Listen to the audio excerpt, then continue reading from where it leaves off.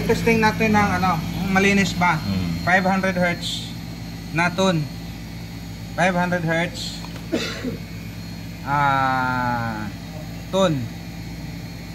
Ayan, 500.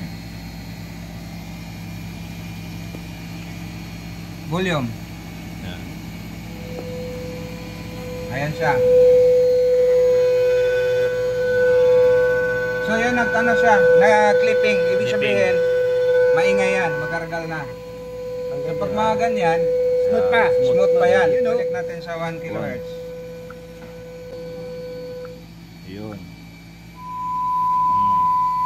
Ayan, malinis siya. So, tataasan natin ang volume. Ayan, clipping na yan pagka ano, maingay na.